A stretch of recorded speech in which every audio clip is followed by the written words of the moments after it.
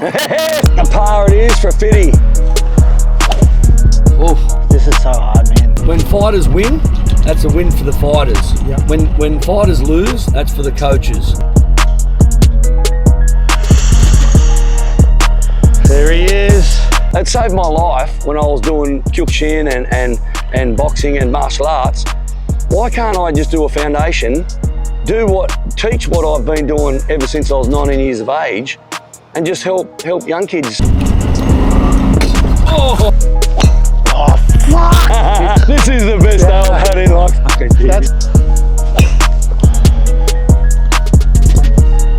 Make sure I get that clip for Filthy Golf, please. Hey, I'm Michael Piper. This is episode 1 of On the Mic with Pipes. We have a real special guest today, Rich Fogarty.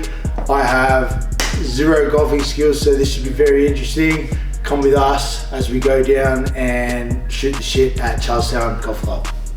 Get on here and you go to the 10th. Yeah. Then you go around, 11th is up there, where before it used to be this little green here's the 10th, and you used to tee off from up there. This used to be the first, but you'd head over here and then dogleg right. So to where that bunker is just yeah, that's why old bud, he's sitting there looking, going, oh, these aren't off the green yet, but they're coming from that direction. Ah, right. So he needs to be going to this straight green, is hole number 1. So because obviously, like these guys are just. Thank fuck I got you, because I'd probably be doing the same thing. Yeah, but they're sitting there and they've nearly had 20 minutes on this hole. But anyway, one of the videos come up of a gay guy. Chunk oh yes, oh that was you commenting? Yeah, because he was down there and it was Manning, one of my boys, took a film, and you see gay guy going, and you know that hello Douglas, my old friend, he's going, boom, and he hits, he's like, fuck, dig. And I was just laughing. Then Manning sent me that, and I was like, oh, that's got to be Filthy Page for sure. 100%. 50 if you hit the cart. Oh hey, don't go doing that. We'll soon see. Oh, this is going to be the worst shot you've ever seen. That's 50 a hole, I thought you said. Fuck, I'll be losing money, massive. I'm not even. That's how you know. Oh, and a great start too. When you've been holding pads for like 30 years, your neck and back are that gone. It's much of a workout for people boxing too, but for yourself as it is for the people doing it. Yeah, I reckon. Yeah, when I come from just Muay Thai and kickboxing as a fighter, then you go transition into coaching.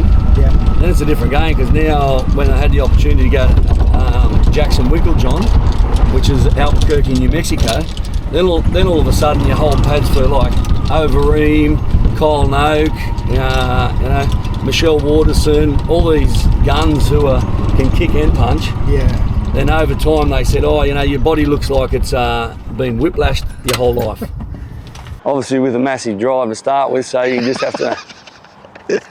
You're approaching. I'm just going to do a shot. I'm just going to swing for the fences. Yeah, just keep your eye on the ball. That's the idea. There you go. Wrong green, but. I thought it went that way. Yeah, that's all right. Over here where the trees are. Hey, it's going forward. Still come off your club all right? It felt good. Yeah. And just went over to the other. Accuracy. Accuracy we've got to work on. You go top marks for effort, -5 execution. Yeah, so now once you sort of, and I was heaps younger then too, so I was probably 30, 34 when I started holding pads. So once you hold pads and then you start getting Overeem and Diego Sanchez, Cowboy Cerrone, start punching and kicking pads. Yeah.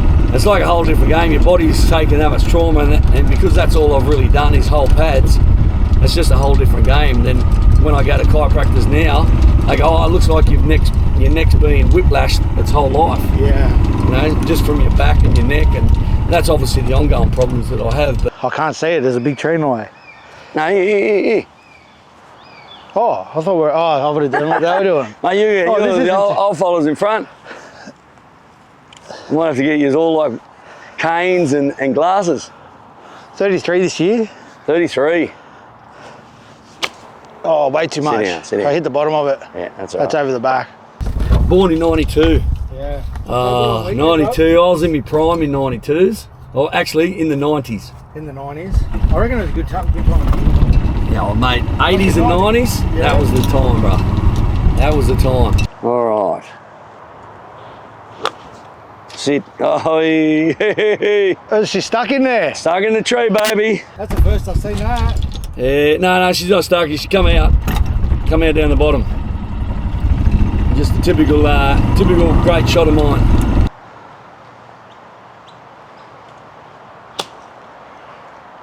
Oh, Just get there. that's not bad. Good touch. Nice little chippers there. Could have been a better. Could have been there for 2 instead of 3. But anyway. So why boxing?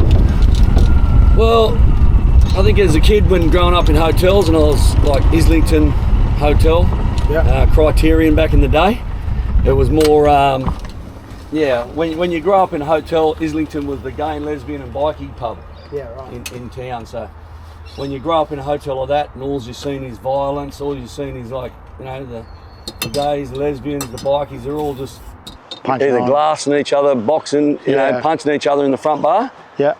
It's more like, I thought that was normality. And then obviously I had a bit of an incident with, the babysitter at that time who sort of took advantage of that situation as our babysitters, which was a bit of trauma for me, not really knowing it back then. Yep. And then heading into school, when you got red hair and freckles, you weren't the most popular dude in school. So from that sort of trauma and just sort of dealing with that, and then going into schools, red hair and freckles, is just like, well, fighting's, you know, and I hated it because I seen it as a young kid all the time. For sure.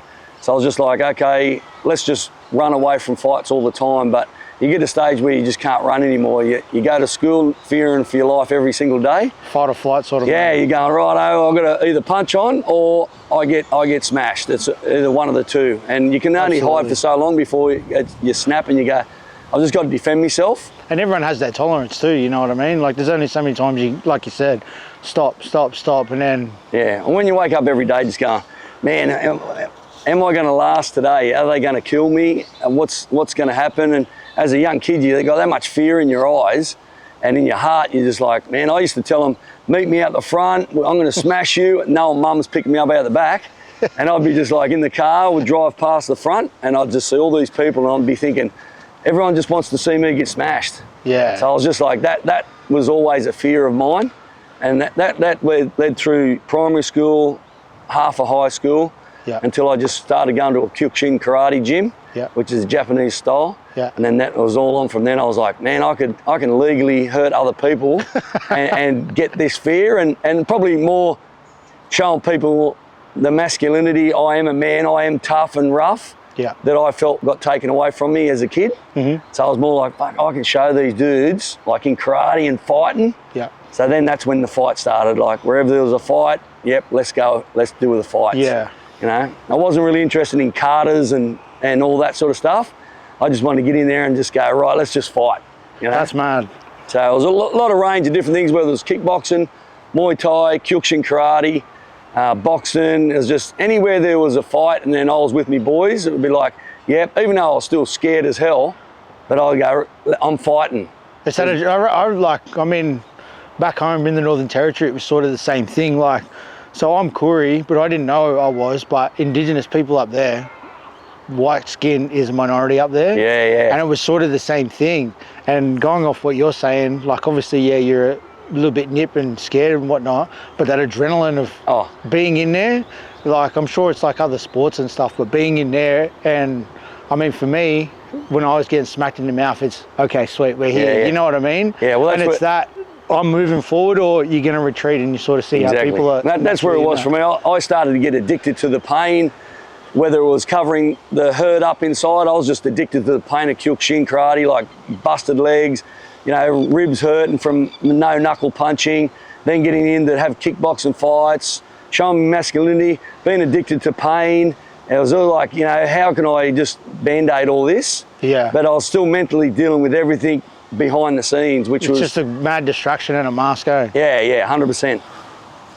Oh no, so much pressure. Oh, look at it. Is that a sit-up? Sit down, baby, No. sit down. Putting is a bit here, there and everywhere, so.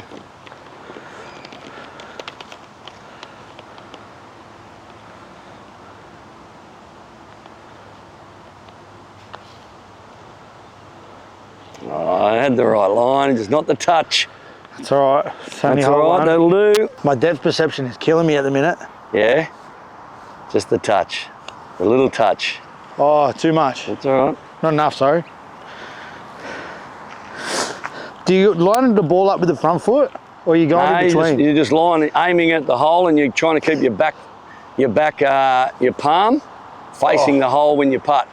It's Palm like the cricket, facing you know, when you block a cricket ball. Yeah. You're keeping that palm sort of in front of the in the direction. Oh, I'm over this. No, that was beautiful. Hey. There we go. 50 to start the bank account off. There we go. With my poor old dismal bogey.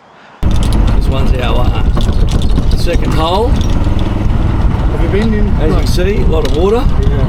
Have you been into golf for like a long time? I used to when we went back to Tamworth from Mathoura, which is a Victorian place. It was more. We went to Tamworth, and I was living straight across the road from a golf course. Yep. So I had a few mates who played, so it was all like, right, every afternoon I'd go over there and chip balls, hit balls, putt balls. And then once I got pretty much into the fight game, then training in Tamworth and basing myself in Tamworth, then it was more 25 years I didn't play golf. Yeah. Because I was travelling, doing certain stuff with my brother overseas, travelling over Albuquerque, training. Then I'd just, it was all sport. Bit of rugby league, bit of fighting. Yeah. So I never really had that time to go, okay, I'm going to take up golf. And it was only recently when I moved to Melbourne for 3 years, that's when I decided, you know what, I'm going to actually pick, because surfing was down at Bell's, and then the fight game I was over. Like, I was just tired of it. Yeah, for sure. So then I thought, I'm going to start golf again. And, started to pick some clubs up. Started on 16. Melbourne courses, all the links courses, got down to 4 handicap. And I was like, man, this is the best I've ever done in my life. And then come back to Newcastle, and now I have to deal with all trees. So now the handicap's gone from 4 up to 7.2, which is, but now I'm competitive now where, me and Dane Gagai and Julian Wilson and Jackson Baker and all the boys, we usually play on Fridays. Yep. And then we can have our competitions, whether it's for money or just trying to better each other in golf.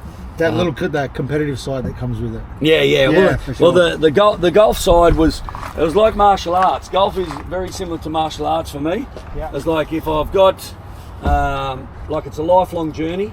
Yeah. You learn everything. You're learning new stuff all the time. And you'll never perfect it. Yeah. You'll never perfect fighting, you'll never perfect martial arts, and you'll never perfect golfing. So it's always a brain stimulation for me, and I try and do it now to keep me brain stimulated in doing by numbers. So now, for my excitement, I go, how many greens am I hitting in regulation? How many fairways am I hitting? I've had 32 putts for the 18 holes, which is a very average putting, like around, if you can try and get 27, 25 putts for the round, you're doing okay. Yeah. So I'm trying to hit and keep consistent in the 70s. Yeah. At the moment, I'm going through a lull where it's just like hitting in 80s, and it's, man, when you're doing by numbers, it does your head in. Yeah, it's like seeing it in front of you, and you're like, oh, it's the same thing sometimes when you're spending. 100%. Oh, I'm not spending that much, but then the 100 here, the 200 here, or something like that, and you're like, oh wow. Even hitting behind a tree, you go, there's a wasted shot I get to have when I should be on a links course. You got, at least I'm out of the sides, I can still approach the green. Yeah, for sure. So now you got to waste shots, coming out of a tree or out of the bush. You got to waste those shots, which does my head in. So all I'm trying to do is just trying to get on the green, as we all are.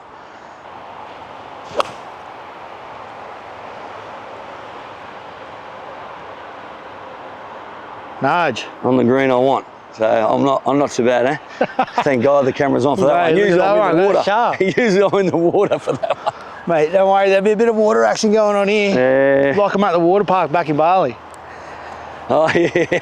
Yeah, you're not allowed in the water up there, huh? No way. Oh, That's get up. Way too enough. much on it. That was a marvellous little draw around. Yeah. Oh my God. Your slices left, eh? Like Between you and I got no idea. Fading comes from right to left around here. Yeah. Slice, and that's more of a hook. Yeah. And then that's a slice which I'm quite used to. See, mine naturally go to the right. Yeah. So I don't, people call it a draw, slice, whatever. Yeah. The jargon that they You use. just call it a hit. Yeah. I hit it, went to the right. But see how they've caught all the greens, Yeah. and now they've got it's like a little fluff pad. Yeah. So obviously when they're fluffy like this, it's very slow. Yep. And they'll come out like before Saturday's comp. Probably not today, but they'll mow all that down, so it's like super thin and just a cut. fast So cut. when you putt, it's like very fast. Yeah. You know, when you're doing that part. And as you can see, when they're coring it, all the sand makes the green very soft. It just aerates the green. Obviously, listen to me, like I'm some sort of horticulturalist. You know your way around a few tracks. Yes, I've been caught in a few traps, don't worry about that. And not on the golf course either.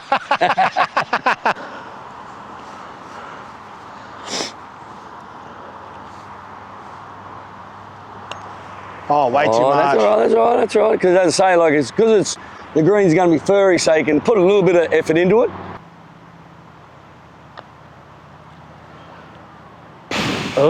Oh, Bit of the old turn when you got the old hole on a slope.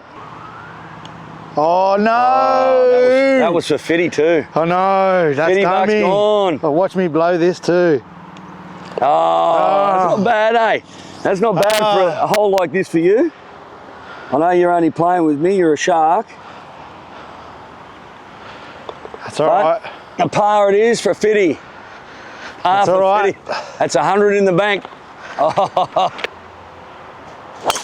Oh, A little bit of a stinger down the bottom, but that's all right. nope. Hey, nearly the bin. Slow and steady wins the race, they say. Warm up Right, swing. that's your warm up. There you go, straight down the fairway, see? Well, on the top spin, you probably, as I say, you're probably doing what It's I just like. hitting I the like to bottom of do the is club, hitting up, as in like looking up before you hit. Yeah. So then you come down on the ball. Yeah. That one there, that's probably history, or you want to go look for it? I don't want to. I've got to bring myself back. I'm already Yeah, down one. bring yourself back, come on.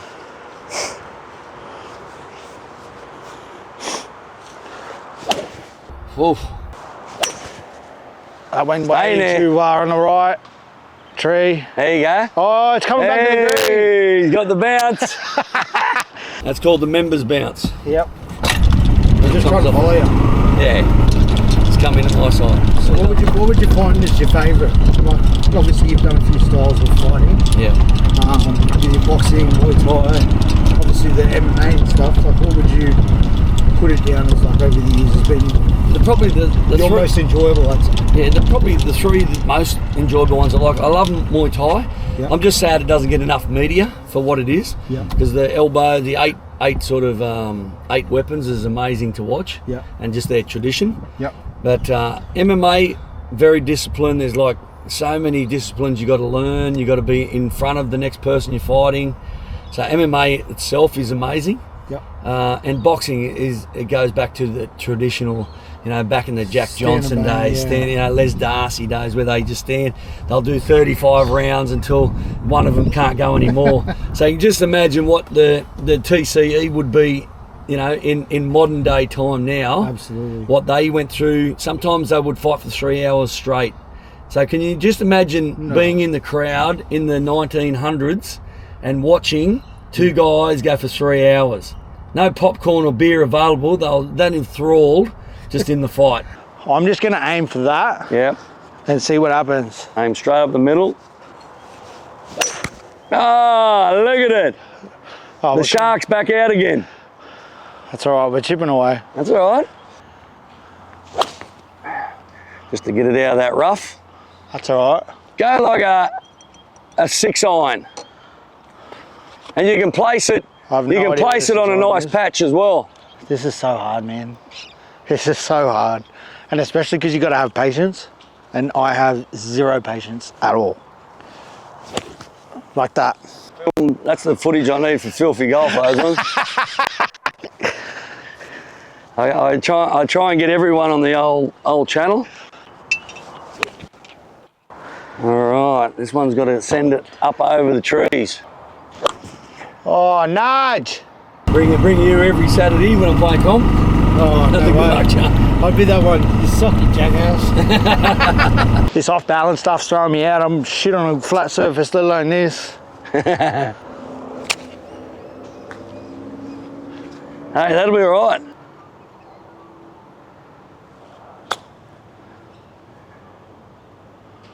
Oh, That's all right. Oh, I like it too. What a great roll. What a great roll.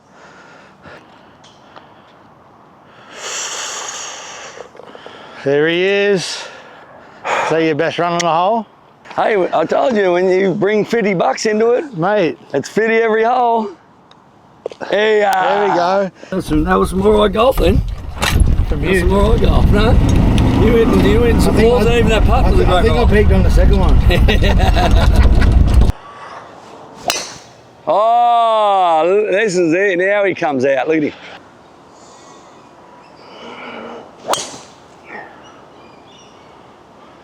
See, why don't mine look like that? And that's the drug right there. Then you just keep chasing that noise and that feeling That little for the high. rest of your life. Yeah. For the rest of your life, you're up there going, oh, I want to feel that again. I want to do that again.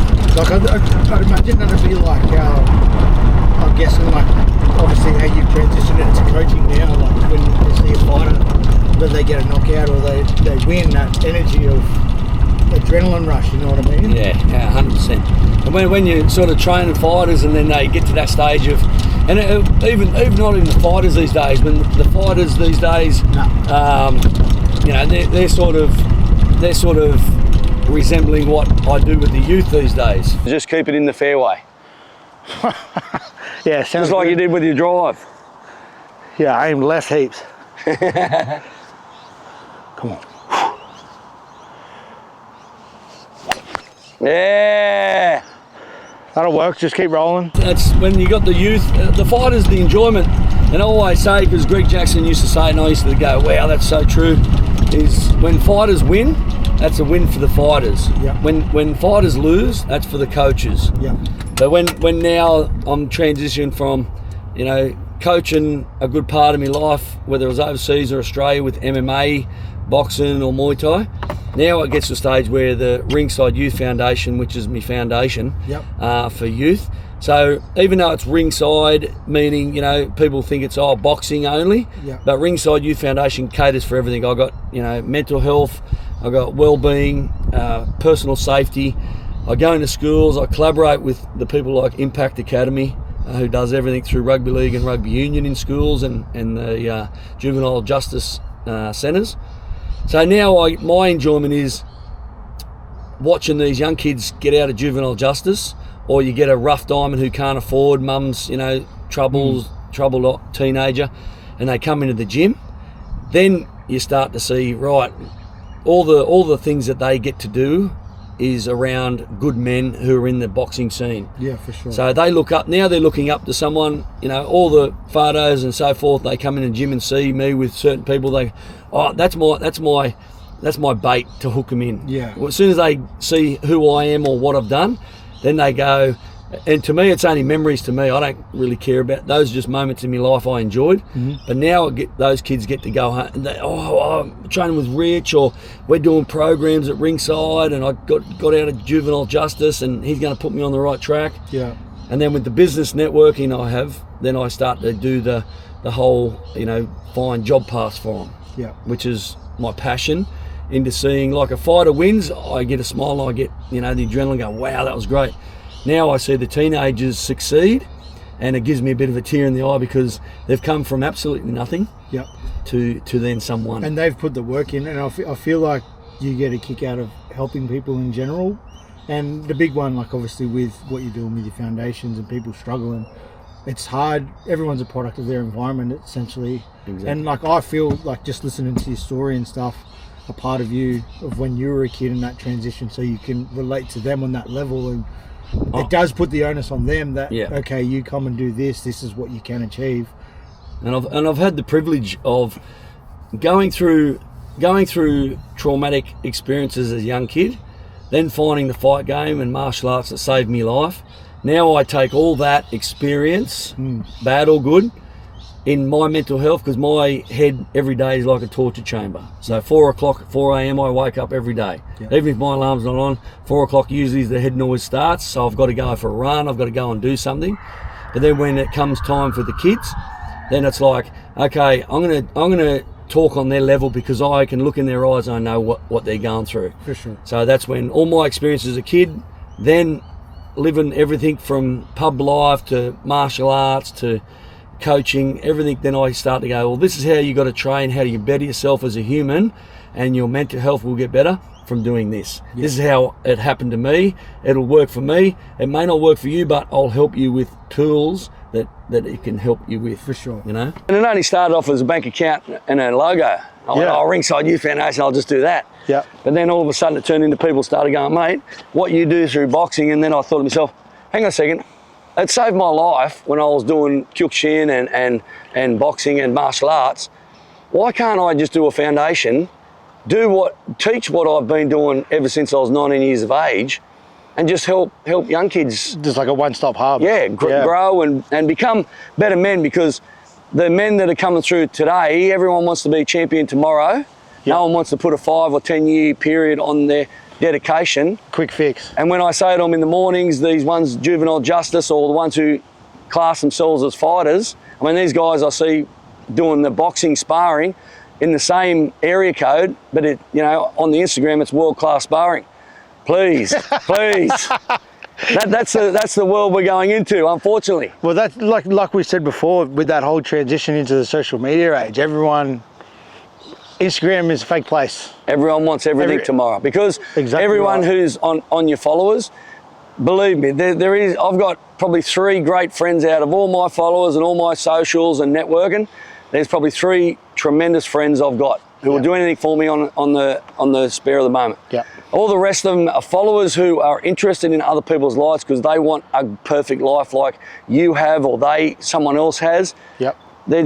People are just nosy. They're nosy people on social, but you've got to do that for business, and that's what everyone wants to be a part of. It's being a part of a community as well. Yeah. So the good and bad to that. Yeah, and I mean the good side is like once you get the audience, it's a marketing tool for the message you're sort of trying to put out there. You know what I mean? And that's the biggest part about social media is, if you're successful, because who you are off screen and who you are on screen are the exactly same people, then you will succeed, because you're genuine. The ones who go, oh my God, perfect laugh, I got the great car, this, and then they go home and sit in a room by themselves and go, I'm going to have friends who want to hang out with me, because they're just not genuine humans. Yeah. So that's where the world's going, and that's why young kids are having, I've got depression.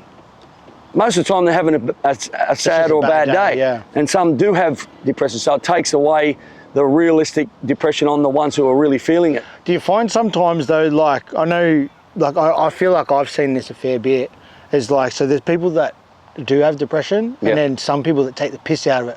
100%. I need a mental health day, and just use it as a get out of jail the word that's happening in the next 10 years, and where the business will be online and offline, is mental health. Yeah. Men's mental health. There's men's groups happening all the time now. Yeah. I'm just fortunate enough that BroFit Penrith give me the opportunity to have BroFit Newcastle, and now I get all the old guys in, the young guys in, and all my men's only gym is for men's mental health. Nothing to do with boxing or fitness. It's about gathering a community that sometimes we just need help and we just need to talk about it. Yeah. That's why BroFit Newcastle was born, out of BroFit Penrith. Yeah. So I'm very fortunate to have James Tahuna, Tama Tahuna, are very genuine friends of mine for the last 20 years, to just give me that business and go hell for leather with Newcastle. So. Oh, that's awesome. All right, now. Here we go, straight down all the fun and games over. Now I've got to get to the green somehow. Ooh. Ooh. That's all right. Chopped it down enough. That's all right. Not bad. Oh, vote for me mouth. He might have won a fitty back here. Nah, if it gets up the hill, I might be able to throw it. You don't want it too far. You want it to stay on the fairway. A sand wedge would have been ideal. Nah, you don't want a sand wedge, because you'll end up hitting it, then it'll go up high and then you'll drop in the bunker. Nah, I'll drop it straight in the pin. Oh. in the hole, no rim. That's one. Fuck's sake. Nudge! That's all right. Hooked it a little bit. Oh! Oh. Did you undo your thing, did you? Maybe.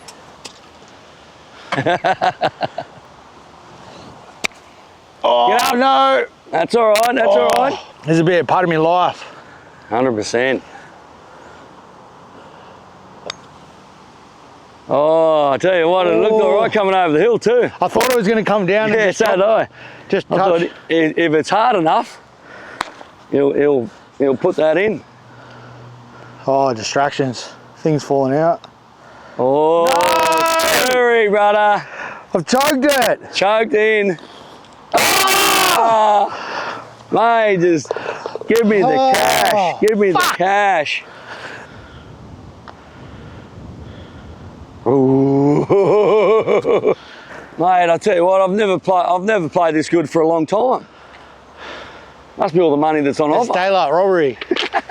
And then I go and do, some Ringside Youth Foundation with some schools with Impact Academy, and then just go and teach class in the afternoon. And yeah, my body's always on the go. So, and that's the thing, when my life's been active all its life, Yeah. the moment I stop is the moment where, like at night, if I don't train for a week, I get up at night, it's like a half open pocket knife. I'm getting up and my back's sore, my knees are clicking. I'm just, mate, if people had a video on me at night when I go from bedroom to the toilet, they will go, how does that dude walk through the day? Just frail away. Some of the things that I do, clicking my knees or, stretching me, as I said, with all the spurs up my back, and then my neck, it's just no cushion from my lower neck and then my lower back.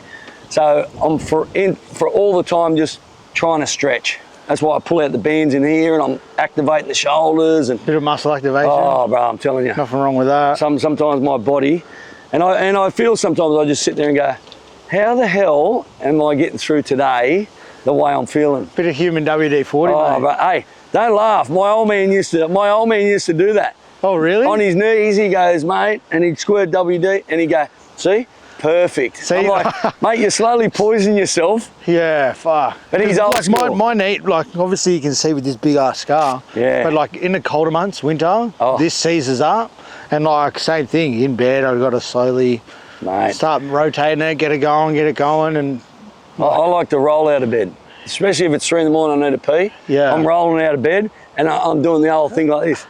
And then I sit there and I go like that, and I go, oh man, and then I'll just start walking again. Oh, bro, it's bad. you need one of those Wallace and Gromit contraptions. Well, I need one of those chairs, that are remote, just like on a railway thing. It just goes Yeah, around in my 100%. bed. I sit in it, and it just hovers me to the toilet, over the toilet, Oh, like those ones that take you up the stairs. up the stairs. That's the way my body is, especially at 51 years of age, and again taking all the hammering from holding pads and just everything's been that like trauma to the hands, trauma to the body. For sure. And you don't know it at the time. You're just enjoying it. I love training overseas. But it's just now it's the after effect. Same as rugby league. Rugby league all their life, and you get the NRL, you guys, the park footy stuff. It's just like, man, it's heavy lower loading. back. Yeah, for me, in my eyes, like rugby league is the dumbest sport ever, Oh. but fuck, it's addictive. I know, Like, it's just I know. that outlet of, same thing like with fighting, sink or swim, you or me. Like Yeah. how I vision it is my opposite number, That's it. let's go. You know what I Yeah, mean? Like yeah. it's you or me sort of mentality, and like obviously being a bit older now, like the 5-day turnaround of trying to pull yourself out, and you're just fragile and stuff, and you go, is this really worth it? And then game day comes around, you're like, Yeah, you fire back up. But Let's go. it all comes when you start getting to my age in particular. It's all about the weekly recovery. So even like I'll do Friday, maybe Saturday rounds of golf after holding pads all week for fighters and coach and whatever. Then Sunday's usually the rest day, so I don't mind I'll do the housework or whatever and just chill out in the lounge. But then it's all about recovery. Like I've got a deep freezer at home, fill it with water. So I jump in there trying to do 3 minutes a day, trying to jump it in makes there. a massive difference. That Yeah, stuff. just the inflammation of my elbows, my knees and all that, and Yep. feel good. And then I go jumping straight into a boiling hot shower. Yeah. And then your body just feels so rejuvenated. It's crazy. And I'm not a big person of taking things. Like even for headaches, it has to be a bad headache for me to take a Nurofen or a Panadol. For sure. Where I've got all my mates on different things and they're like, mate, take it makes you feel like 20. I think to myself, I'm 51. Do I really want to feel like 20 again? that might bring me unstuck with all my bad influences back in the time. I don't think so. I don't think so. Oos. Today, because the cameras are on me, everything's going right. If these cameras are on me Saturday, I'm over here, I'm over there. I need that to come out now so I can win some money back. Mate, that may be an added thing. When there's 50s on offer, then the game picks up a bit. You know, you got to throw a little bit out there. Oh, fuck! Don't stress, mate, don't stress. The moment you start stressing me out this game, That's my little competitive side coming in too. Yeah, I understand. So you're just sitting there and you're like, oh. Yeah. And then, like you said, like, how you're always learning and you can never be the perfect golfer or boxer and that. Yeah. But at the moment you feel like you're on top of it, it just brings you down a peg. And you see it with I see it with coaches, I see it with fighters. Once you start to feel that I don't have to learn anything, I know everything, that's when all your learning stops and you become very stale and stationary in what your art is. Honestly.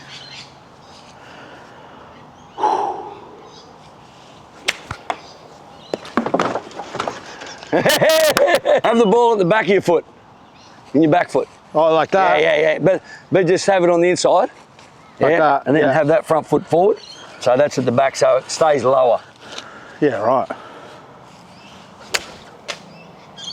See how I told you that on the second shot? Yeah, I know. Does 23 mean anything? Yeah, Mum's birthday.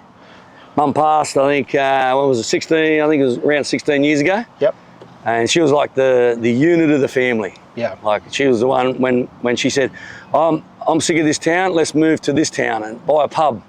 Yep. All right, we're all up and left. And that's why my brother and I are so close, because everywhere we went for the whole like childhood and through our adult years, we've lived in the same town, done the same businesses, we've hung out with each other. But Mum was, like, she was I think 54 when she passed of melanoma. Yep. And she was like who I class as my superhero. When people go, oh, you know, who do you idolise in your life? Yep. There's not many people that I've seen what she went through in life with the pubs, with Dad, with us boys. When you got 3 boys and you're the only female in the family, that's a tight unit. And she always preached, you know, make sure you don't leave each other, make sure you love each other. And, you know, to this day, like, I have thoughts at 11 past 11, for some reason I look at my phone and I went there. I'm not superstitious, but I looked at that, and it means someone from your part, someone's spirits with you at that time. And present, yeah. And 11:11 all the time, and for some reason each day or each second day I look down and that's that 11:11 all the time. I'm like, Mum's around me, Mum's around me. Oh, so, that's awesome. And then I sort of, just to have that 23, I write it on there, just, you know, just so I go, you know, I'm hoping Mum's spirit's with me going, pushing the ball into the right holes and everything else. But I don't know, when you get older, and it's been 16 years, and as much as Mum was dominant in our lives and such a pinnacle part of our lives, I don't want to ever lose the memory of who she was and what she represented. For sure. So, and realistically, because I was running companies, and I only have regrets of not really visiting her more than I should have. We used to take her over to Thailand 2 or 3 times a year so she could have her beers and her durries at the bar. But when they're gone, then you start to realise, you know, I wish I made more of an effort to see her when I had the time, or should have had the time. Mm-hmm. And then, you know, just to see how strong she was. Didn't want chemo, wanted to die with dignity. All the grandkids, when my young kids were like little, she would do boxes up or bags up, write letters to them. Yep. So it's very hard for a person to write a letter to their grandchild as if they were dead already. Yeah. And that shows strength to Absolutely. me. So when you're writing, say, hey Dakota or Jet, I don't want you to lose memory of me. Nanny will always love you. To write that, because I know if I'd done videos to my children, had to talk to them as if I was dead, I get very emotional. And because I'm such a very emotional family person, my 2 children and Mum, my father and brother, like, to have a person to be able to do that, write out bags and do letters to your children for when they pass, to give them the kids that bag and have what it wrote in it. That's and true not strength. and not want to go through chemo, wants to die with dignity. Yeah. And the last 2 weeks of her life was probably the hardest, because you see this strong person get to a stage where in 2 weeks, you know, falling asleep, tumours were happening, and it was just so quick over the last 2 weeks of her life, and that probably rocked us more than anything in our lives, because now we had no anchor in our family. So us three boys were so lost, but we made sure we stayed together for that reason for Mum, and that was always a big thing for me and my brother, why we so close. Yeah. Now, I just need this ball to be so close as well.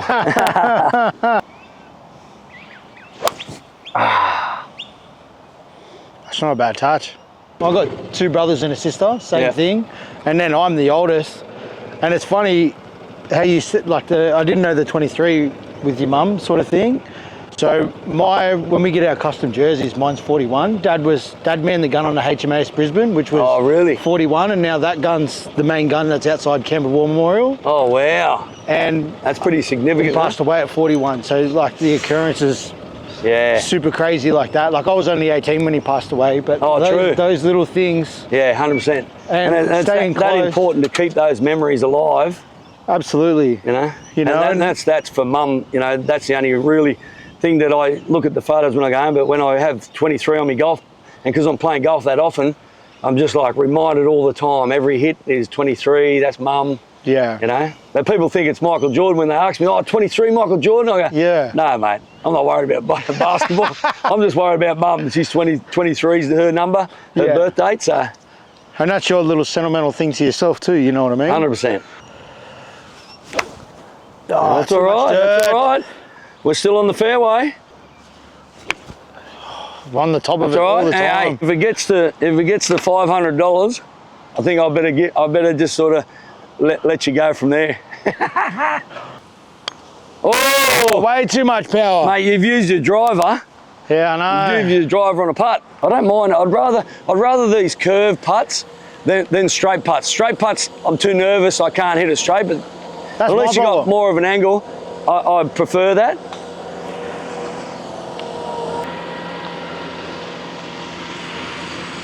Oh. I can't believe it. I'm just parring it. Just parring. Watch me shank this one. Oh, look at that. Just a pop in the hole. Just a pop in the hole. Back in the day with COVID, or before COVID, Vegas was vibing. Like it was mad times in Vegas. And some of the stories, like some of the things, like the hanging out with Shane Warne, like going over to the Playboy Mansion, you know, getting invited to there with all like 10 or 15 of us, you know, partying with Hugh Hefner and just seeing what it's like in there. Even that time where like 2 o'clock in the morning, I went as the UFC fighter, so I had only me budgies on. It's 2 degrees, and I'm swimming in the grotto, just going blind as a bat, going, yeah! And then getting out, waiting 2 hours for a bus. Then we had the next day I woke up that sick. Yeah. And not just from alcohol, but just from the flu or something. And we had to drive from Vegas to LA. And Fennick, because I was with Fennick and the crew, he got the LA Lakers limousine from LA to Vegas. So there's 6 of us laying just long ways in this LA Lakers limo. It was just like the maddest time. We were sick as dogs and got into Vegas. And then, it was just like, once we got into Vegas, I was crook. I spent 2 days in bed. I had to go and get a needle in the bum from the doctor. That's how bad I was over there. $500 it was for a needle in the bum. And I said to all of them, I said, I'm not getting out of bed. Yeah. And there was one person who could get me out of bed, which he did. And he turned up, and it was my birthday that day. I was still sick as a dog. And all I hear on the end of the phone, hey, Riz, it's Michael, it's Mike. Come down, we're having a few drinks for your birthday. And I was thinking, Mike Tyson, here we go. He's come to meet Jeff, and it's my birthday. Why not have a drink with Mike? And it was like the maddest sort of day in restaurant we had in regards to that. But the Vegas trips, like hanging out with Tyson, hanging out with Warney, Mick Doohan's, Liz Hurley's, like some of those parties you went to. It's like a whole new world, isn't it? Like when you think about it, like what I could only do 6 days there. 6 Yeah. days, any more than 6 or 7 days, you're really starting to go, this isn't my life. Yeah. Like some of the money that was spent by some of the crew that I was hanging with was in excess. I feel like it's like you can. I feel like you can go and have fun there on a budget, but if you go there with fuck you money, like the world's your oyster there. And, you know what I mean? And I'm only a dude from Newey, or back Sunshine Coast, and I'm hanging out with Liz Hurley's, Shane Warren's, Jeff Fennick's. So everything was getting paid for. Yeah. So I was just tagging along, go to the strip joints, just sit there going, oh my God, I'm with Warney, oh my God, I'm with Liz Hurley. And just some of the, all these crew that used to meet in Vegas. Yeah. And used to have just the maddest times, like through the night it'd just be pumping. Just blow through off the a bit of day, steam. everyone would just sleep and you'd open up, the curtains would be closed and you think, oh, it must be still like 4 a.m. And you open up the curtains and it's like 3 p.m. You're like, our curtains are the best. well, what's going on? What's going on? But some of those trips, meeting Ali back in 2008 at his house was just a mad experience. Like everyone who talked about Muhammad Ali and having the aura around him, I was just like, it is definitely true what you feel when when you're around his presence. And you see people like with that, like the same thing, like with obviously Michael Jordan having that same thing. He was supposed to be there that day too, so I was filthy. But Lennox Lewis walks in, and he was giving Muhammad Ali $100,000 from the Donald Trump Celebrity Apprentice. Oh wow! Yeah, so I was just like, wow, that's presenting that. But then, drinking with, not so much Ali, but his family, Lonnie and all that, welcomed us in. And I was in Louisville, Kentucky, with Muhammad Ali at his house. Like, who gets to say they've actually gone to his house and sat with him to have lunch or brunch? Would you say that would be like probably the biggest pinnacle of like I wouldn't say life? Say not like winning a fight or anything like that, but like meeting someone of a caliber and you go, oh, that's something the grandkids are going to know. Like that's something, a bucket list moment sort of thing. Meeting someone like Ali, who my old man used to talk about, and to actually sit down and have lunch with him, and just Lennox Lewis walks in and he's talking to you like you've been friends for years. That would probably, when I say that's the pinnacle of my career, as in meeting a sports person, that's the highest of high, because I'm walking around his house with Nelson Mandela on the photos, Malcolm X's. I'm like, this dude's hung out with all these guys. And just a real person of influence and what they've done and achieved and paved the way, especially for what you're doing now. 100%. So. And being the fight and being invited to then go to Kentucky Derby that day. And then the stories just go to the Kentucky Derby. Then they go, you hang out with all the Negroes in that Louisville, Kentucky. Yeah. They invite you because you're Australian. So you're on the stage with them and everyone's just partying because you're an Australian. I'm riding around the neighbourhood in Louisville, Kentucky on a moped with me mate, hitting gutters, blind, falling off and all the rest of it. So it was crazy times back then. Oh, that's mad. Lads, carry on. We don't want to hold you up. All right, mate. We're just having a bit of a relaxing day. Nice little chin wag. Why not? But those were, some of the stories and just some of the things I seen was just like, and because I'm a cheap drunk. Yeah. And I'd go, like, Warnie would go, hey, Mick Doohan just flew in, so we're going to go to the Cat House, the nightclub he owned. I was like, Mick Doohan, no way, what? So then, after drinking with Liz Hurley, Jeff Fennick, the Warnies, my brother, and then next minute, I'm up the Cat House, and here I am, hey, Mick, this is Rich. Hey, Rich, hey, mate, nice to meet you. Welcome to the Cat House. And you're like, here's Mick Doohan. I watched this dude racing around on motorbikes all his life. And here I am, surreal moments kind of thing, like. Well, that seems to be all my life is. Yeah. It's been surreal meetings with people that I shouldn't have even probably crossed paths with. Yeah. It's just, but having the networks and being genuine and really having some amazing friends like the Jeff Fennicks of the world. If you knew Jeff Fennick, you get access to the whole world. Yeah, I've only met him once or twice. I had a yarn with him at the No Limit thing I did the other week, but like it was only short and brief. Yeah. But like even talking to Braddy Best and like he was telling us some stories, like just going to dinner and and you just like Jeff's got the most like some people just got it on tap. You know what I mean? Like imagine like going out, like for example, LeBron James going out for dinner. Oh, 100%. Imagine. But that's what I mean. Like Mike Tyson and when Jeff was training him.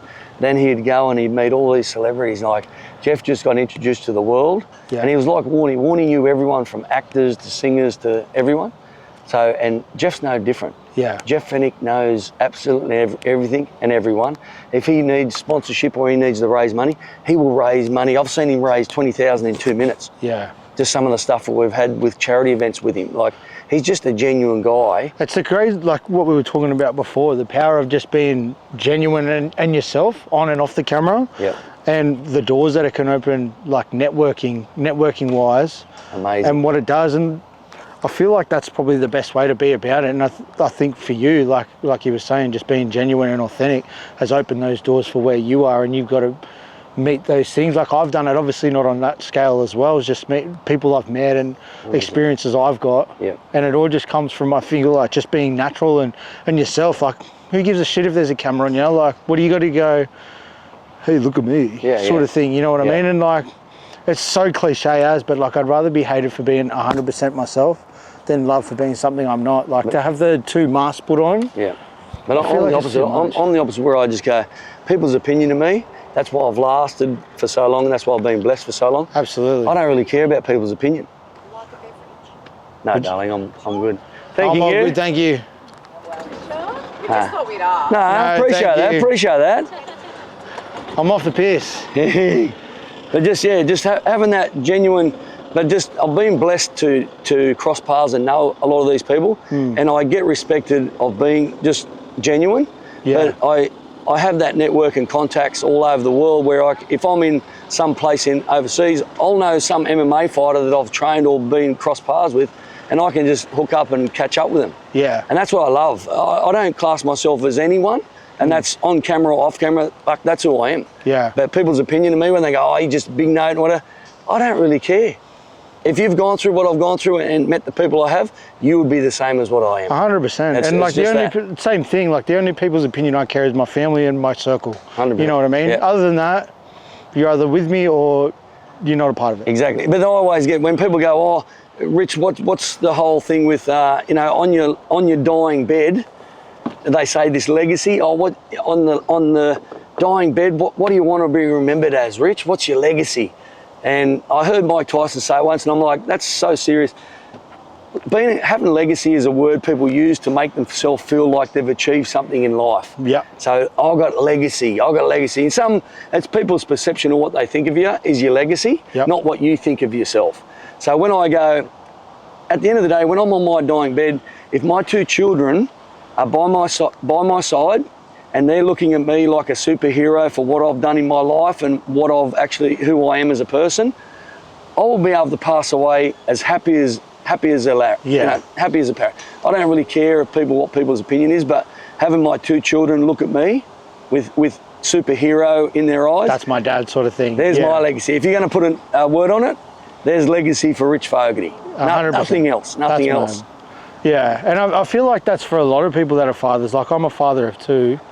And like, mine are only little and stuff like that, but that's the same thing. Like, at the end of the day, who gives a fuck about anyone else? Like, they're your babies, and exactly to see them happy. The moment you start worrying about people's opinion of you is the moment you lose yourself. 100%. Once you start losing yourself, you're trying to be someone whose people opinion of you dictates who you are. Is what they think or what they want you to be, and then you fall into that. Which society? That's what we've got at the moment. Everyone worries about everyone else's opinion, so I know I can't act like that because these people will pay me out on socials. Where I'm the opposite. I could not care what you say about me. This is what my life is. If you see me on the golf course, you see me flying to Melbourne, you see me with celebrities, that's just who I am, and that's the blessing I have in my life. That's just my life. 100%. I don't say it's the best life, because sometimes it ain't, but that's just my life, and your opinion of me doesn't change who I am. Yeah. I don't give a shit. So the pin, as you can see, is off to the, just off to the left. Little 5 knots, south-southeasterly. Well, yeah. According to Tim Bailey. Yeah. Now, as golfers, we go, oh yeah, okay, we're heading this way. It's got a slice to the left. So I've got to hit it out here, fade it around. I want to go into the hole. And at the end of the day, I don't really know what I'm talking about with the wind, so the jargon sounds good. If you say it with confidence, you know what you're talking about. And everyone's opinion of me will think I'm a good golfer. You can say a lot without saying nothing at all. Exactly. And I like that, even though I do with the video content these days, it's more just what I'm teaching, just the knowledge I bring to the gym. And it's not even about being a boxing coach these days. It's old guys, young guys, youth with me foundation. It's more just teaching them what I've got in a black book that I've carried around for 10 years. Yep. And I've had it from MMA days. So I've got everything from fight camps with John Joneses to Ross Pearson's, all written down of combinations we went through in that camp. Jake Matthews, what we went in that camp. Everyone who, Diego Sanchez, Michelle, everyone who I've worked with, I've written down this black book. Yeah, that's mad. So the black book's obviously wear and tear, like I'm just keeping it close in my bag. But at the end of the day, when I start going, you know what, I don't want to coach him. I'm just going to hover into a gym when I'm 70 or 80, go, g'day young fellas, g'day, give some of my knowledge. But there's going to be one coach who's just passionate about coaching and coaching great fighters. Then I'm going to go, here's a black book, have a read through it, use what you can use, and just keep it all together. You might want to give it to someone else down the track when you're finished. Passed on, and some of the work, like just even workouts that I've got in there. Yeah. Like some of the workouts from Diego Sanchez's workout, some of the things that Bones done in his camps, I just look at it and go, and then because I can go into a gym and then do a workout just off the top of my head, not even have a plan. Yeah. I've done it religiously so many times. It's second nature. I can just go, and that's what bores me because I don't have to think about anything anymore. Yeah. Where golf, I'm thinking about everything. Well, how bad it is. Going off that, who's been the best trainer, best one to work with? Best coach? Like you've been able, like being in the camp and stuff like that. Who's been, like, let's go your top 3 MMA, then boxing. MMA, Greg Jackson. Yep. John, Coach Winkle John. Yep. And Brandon Gibson, the MMA in Albuquerque. Coaches who I've been around, I haven't done a camp with them, but been around. Freddie Roach, to see how he's respected by a lot of boxers, world-class boxers. And Jeff Fennick. Jeff Fennick is, my brother done 10 years under Jeff Fennick in regards to coaching and knowledge. And my brother's very similar traits to Jeff. Jeff can see things in fighters that other people don't. He might be this 4 times world champion and a great person, but there's things that Jeff picks up that other people can't. Yeah. And in my MMA time with striking, I always used the Jeff Fennick Mexican style boxing in my MMA. Yep. Because the hips are low, you can use your hands, and then I went back to my MMA where you can then come back with a Muay Thai kicks or Kyokushin kicks. So, but those coaches, who I would say they're some of the best influential coaches to me, and probably the hardest working athlete, male or female, I would say, other than probably Diego Sanchez in the male. Yep. But Holly Holmes in the girls. Like Holly Holmes' work ethic is second to none. Yeah, right. I wouldn't have picked that. I could pick Diego. Yeah. Like he's just a pit bull. He's just 24/7 going. But Holly Holmes, I have videos of her doing pad work and being in her camps and seeing her like in camps for the Ronda Rousey fight when she was in camp. Yeah. Just to see how mentally just strong that woman is. Because she was an elite kickboxer too. Yeah, no, boxer. 18 times world champion. Oh wow. Boxer. So when you get that boxing, and next minute then you're doing transition to MMA and jiu-jitsu and kicking. Yeah. Like kickboxing, I've seen her knock Ronda Rousey, I've seen her knock other girls out with head kicks. Yeah. But the work ethic, that's what gets me. When I tell these young kids, male or female, they go, oh, I want to train under you, Rich. What will it take for you to train me?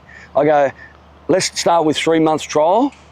4 a.m, I want you up at 4 o'clock in the mornings, and I want you running 4 to 6 Ks. When you've run 4 to 6 Ks, text me your run sheets. Text me the time that you're running them in. Yeah. I don't get a text. So then I go. Well, I just show, like, those little things show like how serious you are about where you want to go, and the dedication, like you said, dedicated and discipline, commitment, if you're really about it. And they're 100%. Those little 1%ers that are going to separate you from here. You got to live and breathe it. Yeah. You got to live it, breathe it, eat it, shit it. That's how much I just say to them up front. That's how your life's got to be obsessed with fighting. Absolutely. To make anything of yourself, you got to be obsessed. A bit like me, golf. I'm obsessed, and sometimes over. You're obsessed with taking money out of my wallet. Oh yeah, baby.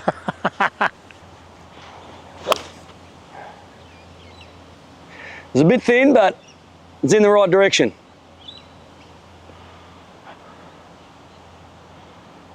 fuck's sake, that's 50 gone. This is the best day I've had in like fucking years. That's a nudge. Oh, here we go. And just close the face.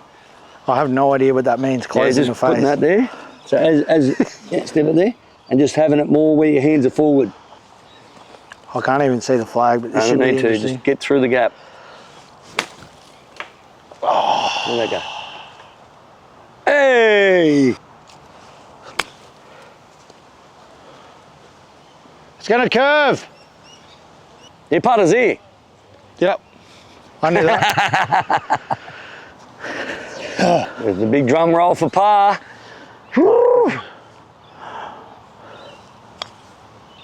Oh, no, it held a lot straighter. It wasn't too bad of a roll either. I thought it was going to swing around. The downhill slopes got me. Nah, little taps because remember See? It's all hairy, remember? Yeah. You get the hairy greens. Oh, beautiful. Yuck. Ah. Oh. Never in doubt, brother. Melbourne's the same, like everyone's just on a mission. They sort of head down, just going like this. You sort of, you know, everyone's just out for themselves, it sort of seems like. Just so rat racing. it's very hard to go, you know, I can't click with anyone. Yeah. And obviously my kids, you know, because I raised them since they were like, I think 6 and 9 or 7 and 10 when I separated from the ex-wife. So I took upon, they wanted to come and live with me in Newcastle. Yep. So I raised them from basically that stage onwards, and they've been with me ever since. So, and that was another big part of my life with my 2 children is raising them, you know, having the whole us 3 together and having that, and just learning how to be a single dad straight off the bat, you know, because I was always in business, corporate business or construction business.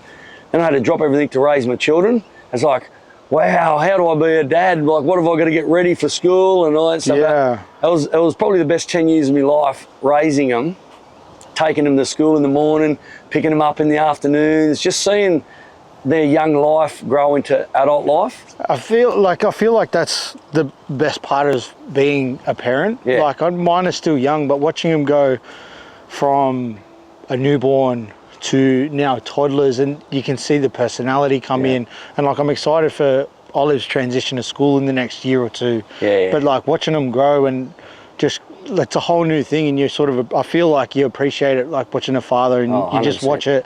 And I'm going through the same thing, like the whole single father stuff coming in at the moment.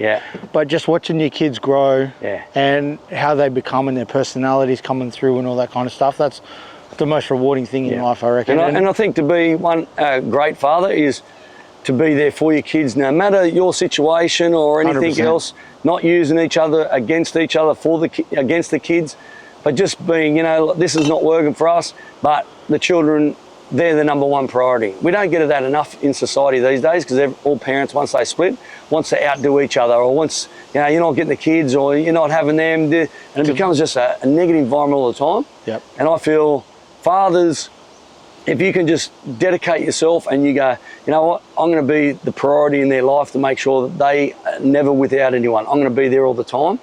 But it was the main thing with, especially daughters, is a man will only find true love when he has a daughter. Absolutely. Having boys, that's my boy, we'll grow up, we're all men, we all know what it's like when we grow up as men. But when you have a daughter and you go, now I become the protector of my daughter, and I know what men are going to think about my daughter because I used to think of that with other women. It's so true. Then you go, now it's time to be the protector. Now you become Hercules. You're like, damn, if anyone comes near my daughter, that is it. But the blessing I've had is I've told my daughter from word go, ever since she was young, the birds and the bees of life, what men are after. When they say they love you after a week of just seeing you, that's what they're after. They will leave you straight away in that circumstance. I've been very raw with my daughter, and she's grown up to be and I feel like that's the best way to be, you know. And like my big concern is that I've spoken to her mother and stuff about is like, I want her to be able to do self-defense or something like that. And that's the constant argument we've had is back and forth. Oh, what if she doesn't like it? What about it? I said, well, we're not going to be there 24/7. No. And especially, like, look what's going on in the news and all the stuff that goes on. 100%. Like, And then obviously like all this transgender stuff, and like you just don't know what anything's going on, and people getting kidnapped and shit like that. Yeah. If she's got a base, there's confidence and discipline that it's going to naturally teach her. And then if something does happen, 100%. she can at least stand up for herself to at least get away or make a call or something like that. And it's not even about boxing. Like it's not. People go, oh, I'll get my daughter in boxing. I said, don't get them in boxing. If they're young, get them in jiu-jitsu. Yeah. Get them in jiu-jitsu so they don't have to physically punch on with another man, but they can wrap him up and choke him out and escape. Jiu-jitsu is the prime start for a woman, a young girl, to start martial arts journey, because not only will they get discipline and skills to override someone in regards to not having to harm them, but just on the ground or whatever, then they can transition to the kicking or punching, whatever, if they're good enough for the groundwork. Absolutely. I'll point them into the jiu-jitsu straight away. That's how I sort of want to do it, is just so she's in any situation, she can at least get away or something, because escaping is just the most important thing. People are way too freaky these days. Oh, and you got Melbourne, down in Melbourne, they got, you know, some of the races down there are like walking in the schools with machetes. Yeah, I know. And killing 14-year-olds, you know, slashing to death, getting a hole in their intestines and their hands. Like, that's where the society's going. It's scary in Melbourne, but it will eventually come up to New South Wales and Queensland. That's gone are the days when it was a genuine one-on-one. Those days are gone. Everyone's now running behind around 10 pit bowl, let's get it on. 100%. Yeah, no, those days are gone. Ours was the bus interchange. Oh, was it? Yeah, you'd be straight there, everyone would circle around. Mine used to be at the front of the school in primary, and that's when I used to go, get out the front. And now my mum's picked me up at the back. I'll be like, and I'll drive past and go, fuck, look how many people are there. It used to scare the shit out of me before I started fighting. But fighting again, give me that confidence, self-belief, discipline, and skills that I could go walk around confidence and go, hey, I got red hair and freckles, but hey, don't worry me anymore. I feel like the discipline of it gives you more life skills than what it does is punching ability and stuff like that. But it's reverse psychology. That's why Ringside Youth Foundation, people go, oh, you can't teach them how to be violent. I go, no, they're already violent.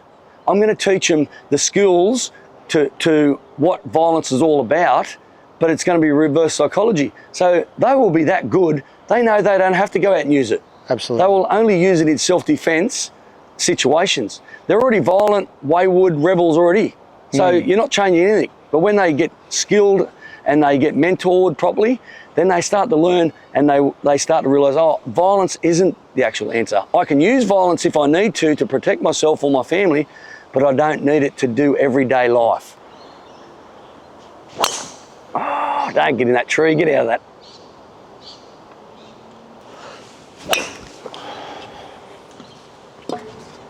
Make sure I get that clip for Filthy Golf, please. Yoo-hoo! That's all right, Lisa's up there. I don't want to hit Rich, eh?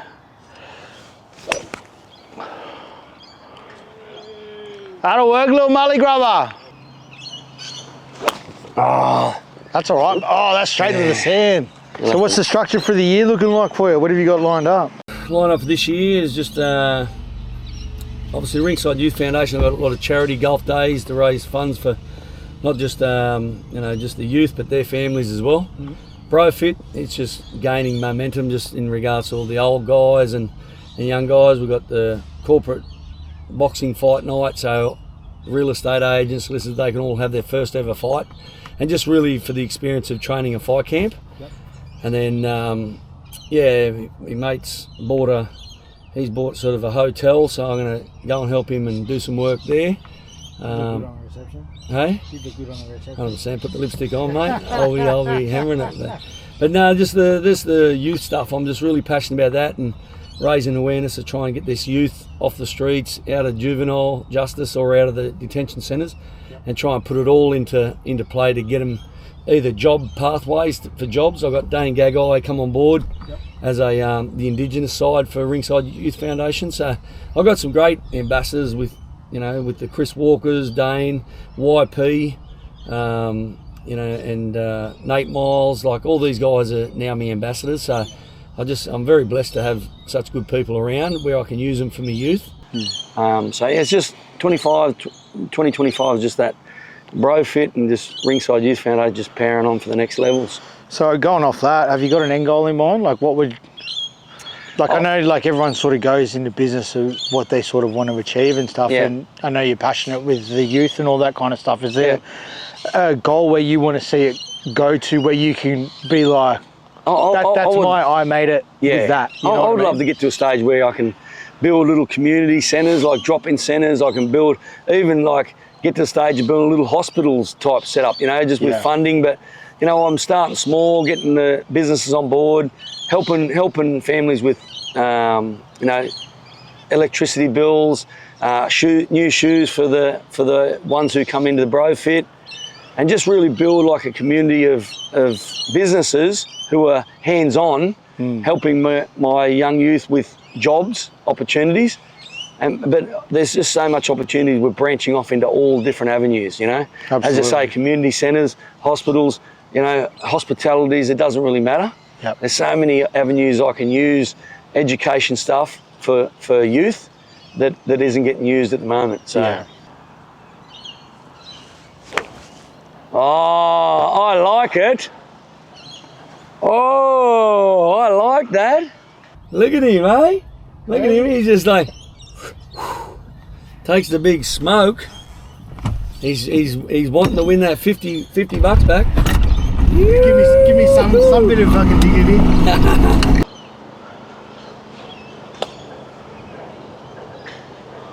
That's all right. Bit of sand work. Not too bad. Oh, jeez. Started strong. I've got to get off the rough first. Oh, I tell you what, I like the roll. The aim, look at that. Pin height, boom. Oh, was that a par? I'm coming home with a little wet sail Was that here. a par or 5? No, I'll go one over because of the plonk. Oh, that's right, that's right. Yeah. I nearly Keep gave it him on a it. 50. Keep it honest. Keep it Okay. honest. 400, let's just tally that up, 400. Oh, that'll be all right.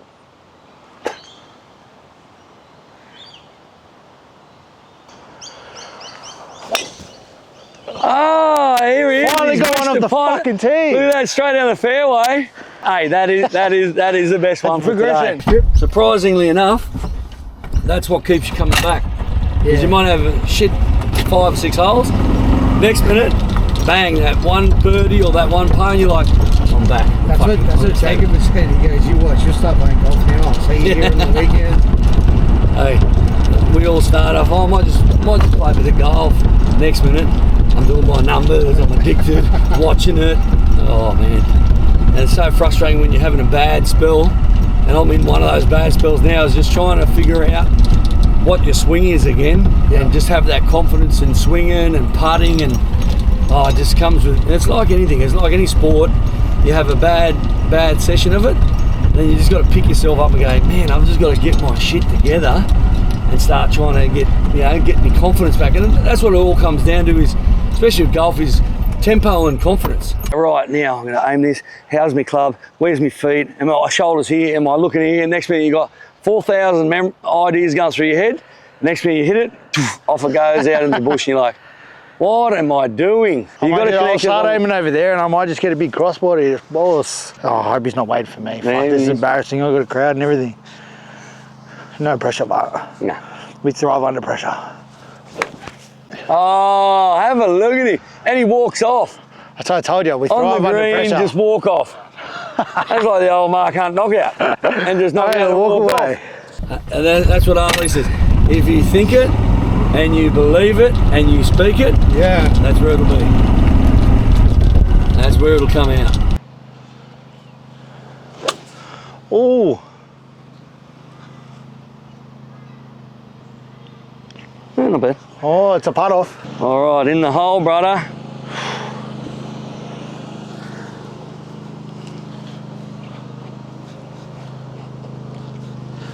Oh, give me something. Oh, that was, hey. Oh, bit pushed. Bit pushed. Follow my lead. Oh, Oh, can you believe it? The crowd. They can't believe the crowd. Look at them. They're up on their feet. They're up on their feet. Oh yeah, warm up. Why the fuck did that go so high? It's straight up there.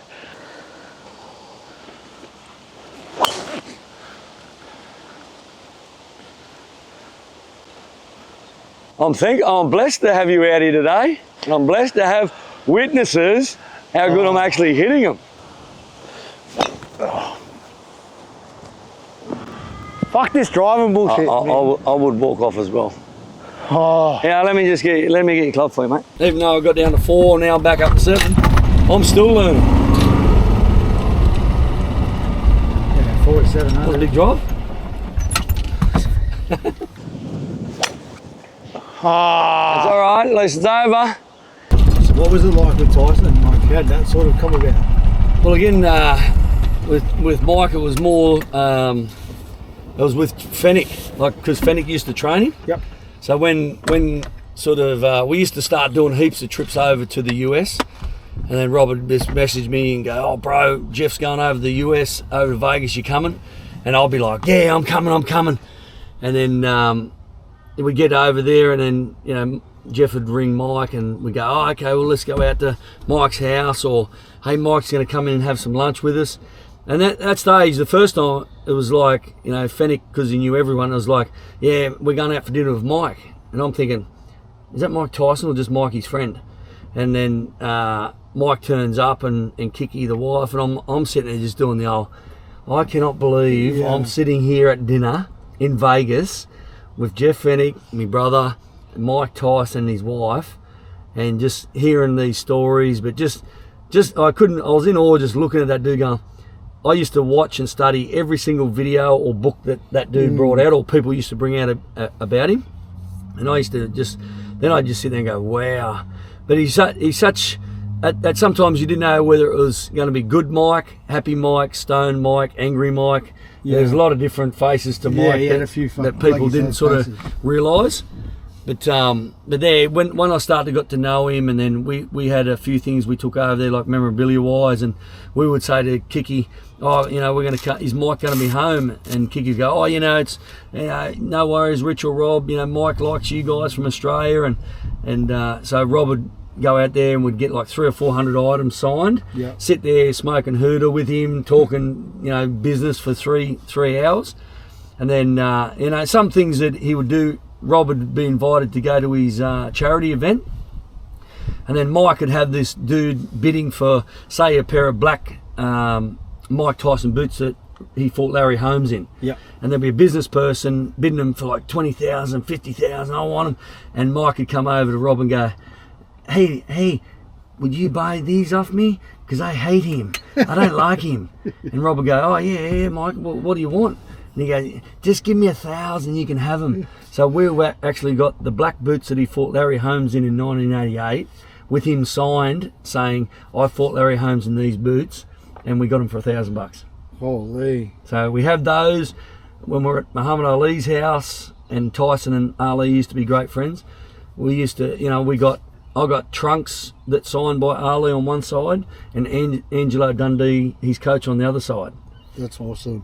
So those sort of, even those items, they've kept in a very secret place, but like, who knows what they could be worth in 20 or 30 years. Yeah, but at the same time, like, that's a surreal moment. Like, you could say, like, it's a family heirloom that you're bringing in and passing down, you know what I mean? Like, exactly. My dad had this, and this is who it represents, and that, so the person it is, like, obviously I'm guessing Ali was a mad influence on boxing and stuff like that.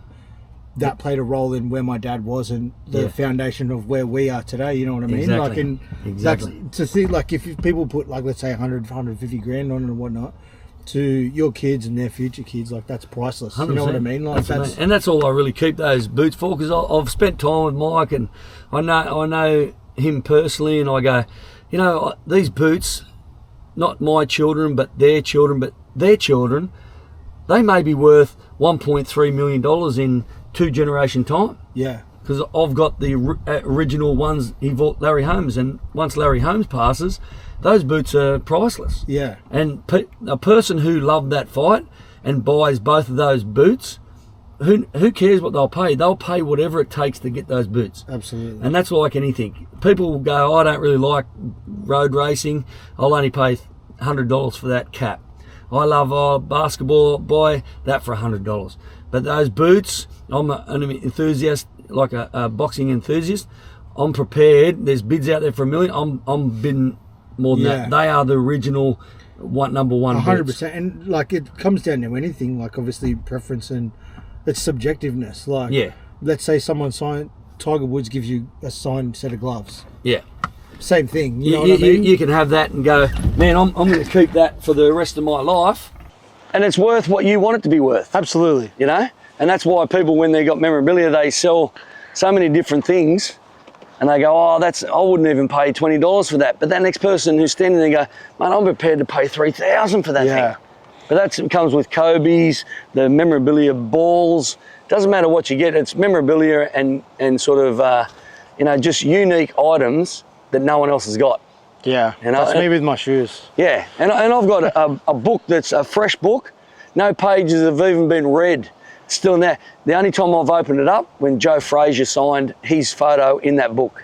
That's mad. And I had an Ali signed biography that he signed for me on the day that I was at his place, and I gifted that to Brandon Gibson, one of my MMA coaches in the US back in the day. Stupid me, when I'm thinking now, why did the fuck I do that?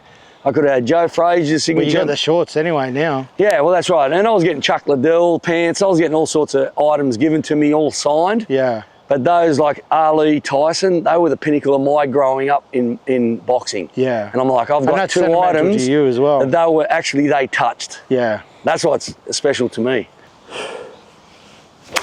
Oh, and does well. And does well. I just got taking the power out of it now. Yeah, that's what I mean. You don't have to, if you're going to go down in power, what you do is you go down in club. Yeah. So if you're going to hit a 9-iron. So that was a 6 there. Yeah, 6, then you could have gone down to a 5. Yeah. Whatever's going to be that way. Ah, wrong way. Oh, but anyway. to the left and touch. That's all right. Molly grubber. That's all right. Nah, too much.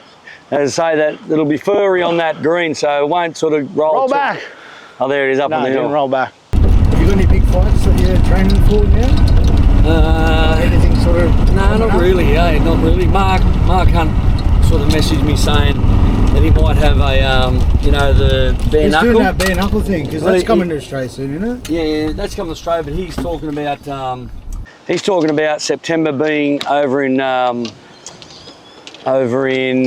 Italy, like Rome at the Colosseum. So, that'd be awesome. Oh, yeah.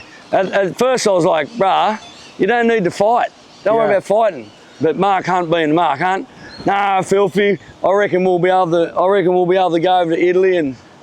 So look at it. This is like the trickiest of all trick shots. This would be your hardest shot of the day, I reckon. I reckon it will be. So I've got to actually land it on this hill with the sponge. And just let it have a little...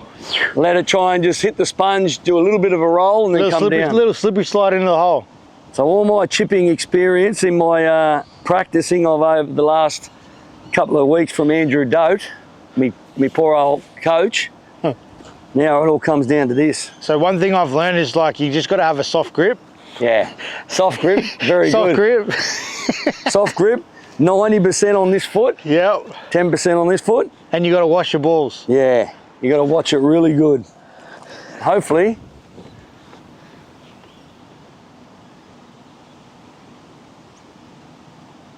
Oh, no, that's all right. Yeah, I didn't reach it.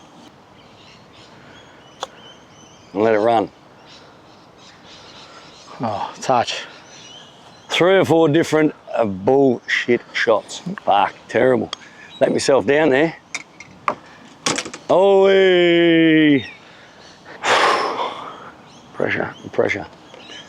This is to make it. Did we reach the 500 if we? 450, wouldn't it? 450. Now the pressure's on our sweating.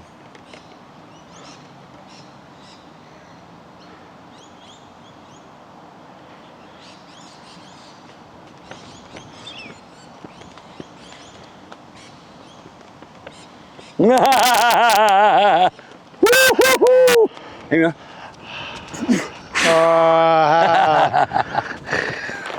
Yes, sir. I will send through my bank details. I'm going to get it just to finish it off. Let's finish it off, baby. With a shank. My best I just got one. So we've got 5 rapid questions for you. I've just got to get them down. So, what's a piece of... Oh, sorry. What's a piece of it? Am I answering them too? Yeah. Okay. So I'll wrap the question to you and off you go. What's a piece of advice you would give to your younger self? Younger self is not to be worried about other people's opinions and dedicate yourself and be obsessed with the things that you love. That's mad. Who's been your biggest inspiration? Other than my mother, my children. And what's been your biggest learning curve in life and business? The people you hang around usually tells you what your future will end up being. Yep. So not to hang around those, the certain people I thought were great friends and everything else, is to just try and surround yourself with great people. Mad. If you weren't doing what you're doing now, what would you be doing? Man, I really think I would be bored out of my brain, still in the hospitals, cleaning wards and cleaning people's asses. Not a bad gig, but. Nah, not really. Who's been the worst in a post-fight blowout? I'll probably post-fight blowout. Like, let's say like a Mad Monday, sort of like post-fight celebration. Because after fights, I don't really hang around them. Once the fight's over, I'm out of there. I'd probably say, other than myself, because I couldn't control myself. Once I'd had the fight, it was just like a whole. Let's get on on everything. Let's get on everything and have fun.